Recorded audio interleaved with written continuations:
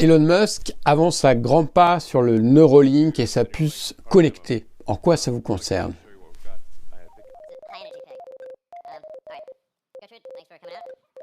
In terms of additional brain reading activity, when we have, say, one of our pigs on a treadmill, pig on a treadmill. En implantant dans le cerveau du cochon sa puce connectée, à partir de ces informations, l'ordinateur est capable de prédire à tout instant où se trouve chacun de ses membres. De quoi donner de l'espoir à toutes les personnes qui sont handicapées, paraplégiques, qui ont eu des membres sectionnés. Il permet aussi d'améliorer ce singe qui est capable de jouer à un jeu sur ordinateur. On peut interagir avec le Neuralink juste avec un iPhone simplement en le couplant, un peu comme quand vous couplez une enceinte Bluetooth. Et pendant qu'il joue à ce jeu, on peut envoyer sans fil en temps réel les activations de milliers de neurones à un ordinateur. En utilisant ces données, on peut calibrer le décoder mathématiquement en modelant mathématiquement la relation entre les réseaux neuronaux et l'activité utilisée pour faire les mouvements des joysticks. Et cela lui permet de jouer à son jeu favori, Pong. Mais en quoi ça vous concerne ? Si ces techniques sont prometteuses pour améliorer la vie, qu'elles peuvent être utiles pour surmonter des handicaps, des paralysies, voire même Alzheimer, Parkinson, il y a un problème. Nous avons aussi besoin d'un contrôle précis du champ électrique dans le temps et dans l'espace. Nous avons besoin d'une large gamme de courants pour les différentes régions du cerveau. Certaines ont besoin d'une stimulation délicate, d'autres d'une stimulation avec beaucoup plus de courant. Évidemment, nous ne voulons pas blesser le cerveau dans le temps. La puce peut lire les informations qui viennent de votre cerveau, mais elle peut aussi écrire dans votre cerveau. Avec un simple téléphone, on devient capable d'envoyer un ordre dans le cerveau des personnes qui auront cette puce. Et maintenant, Musk a fait la chose suivante. Il apporte cette interface et grâce à cela, si j'ai maintenant un téléphone portable, par exemple, ou un ordinateur, cela va à l'interface et l'interface se transforme alors en cerveau. Et bien sûr, vous pouvez également l'influencer en conséquence et ainsi, un cerveau de robot est créé.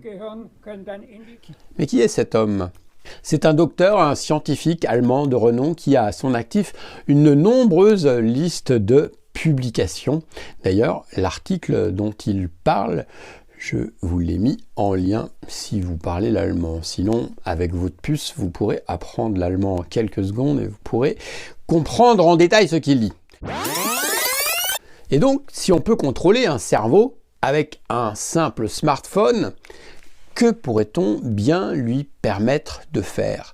À part gérer les émotions en manipulant le niveau d'hormones. On a comme une application pour téléphone portable.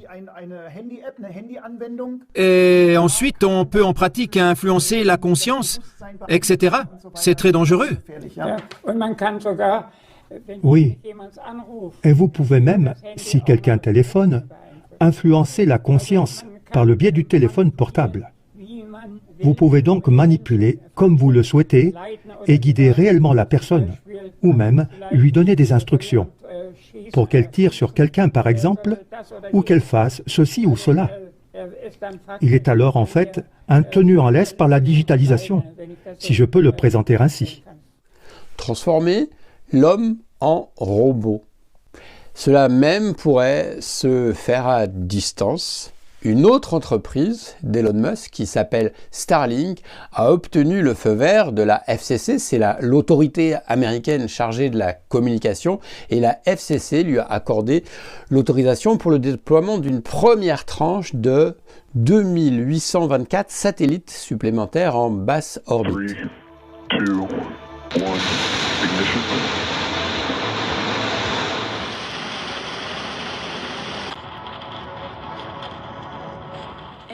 Dans les décennies à venir, Elon Musk espère envoyer 42 000 satellites dans l'espace, soit 15 fois plus que ce qu'il y a aujourd'hui sur Terre. Donc c'est le projet Starlink qui vient de SpaceX et il espère apporter un Internet à faible latence et à haute vitesse avec un accès partout dans le monde. Et bon, il y a des débris, mais on n'en parle pas aujourd'hui.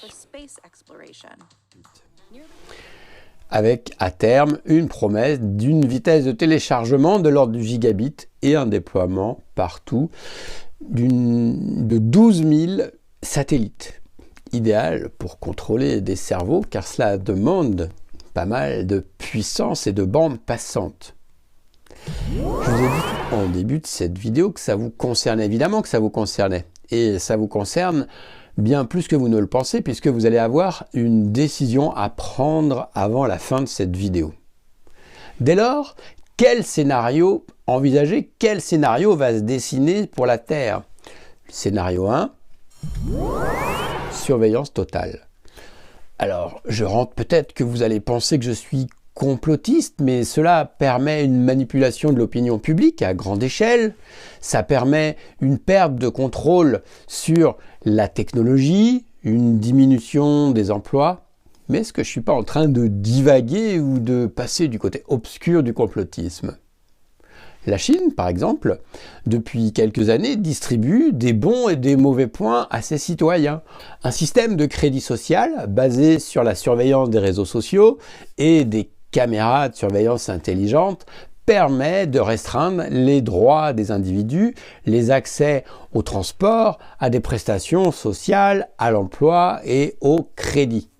Cela permet de noter les citoyens.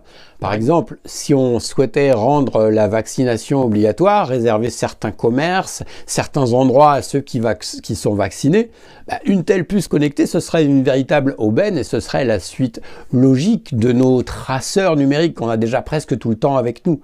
Pardon, je voulais parler de nos smartphones. Ça, c'était le scénario 1. Scénario 2.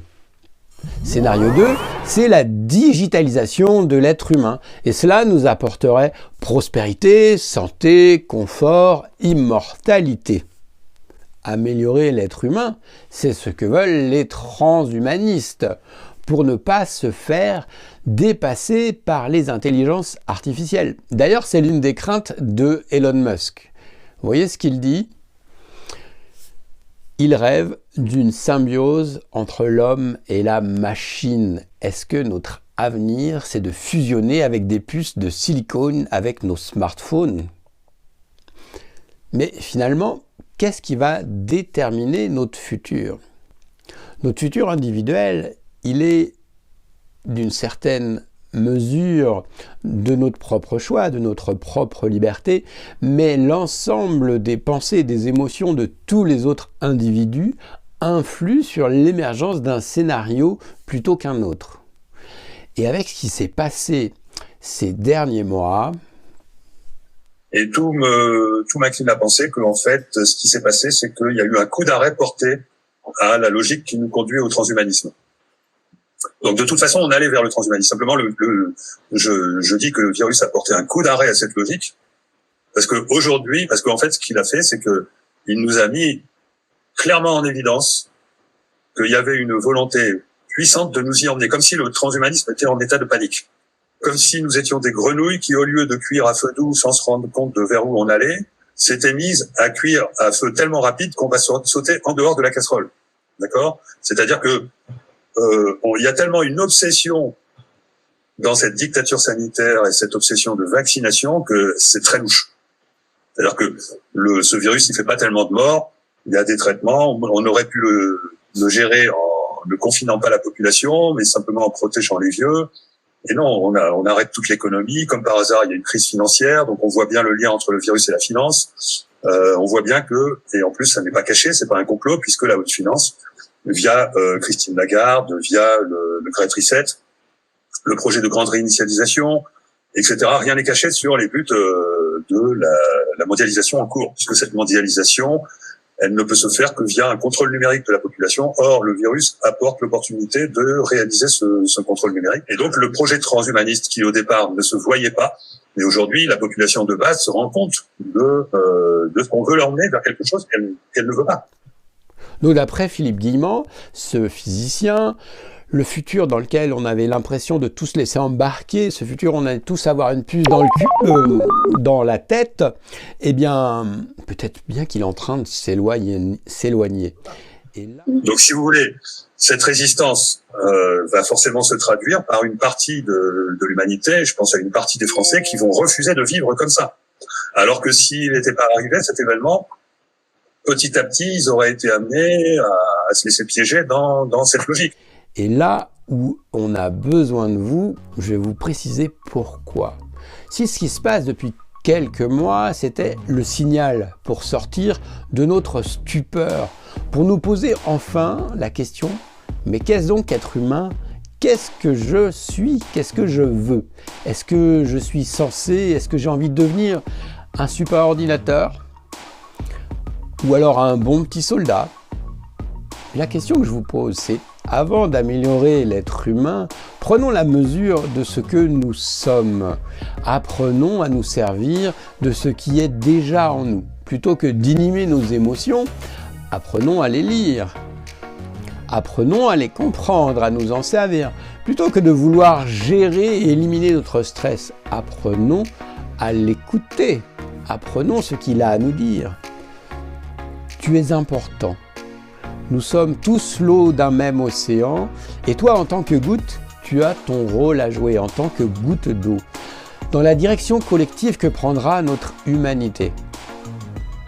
Pour t'aider à discerner ce qui est juste et bon pour toi, je vais te donner un outil, je te propose un outil que tu vas pouvoir emporter avec toi.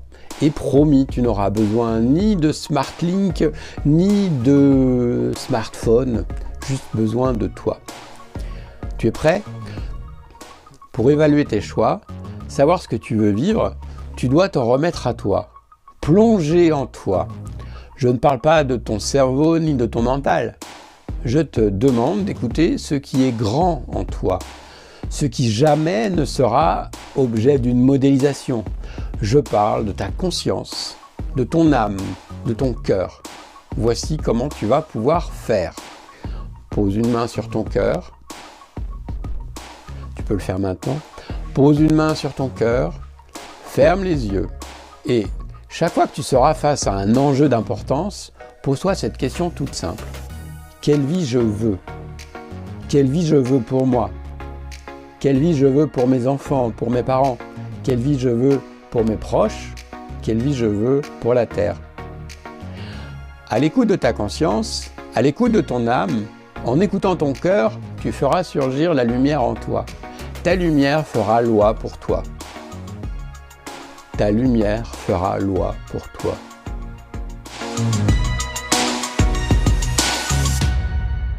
Et si tu te demandes comment tu peux influencer toi aussi encore un peu plus ce futur collectif, à part partager cette vidéo, je te propose pour expérimenter encore plus de cela, de me retrouver ici.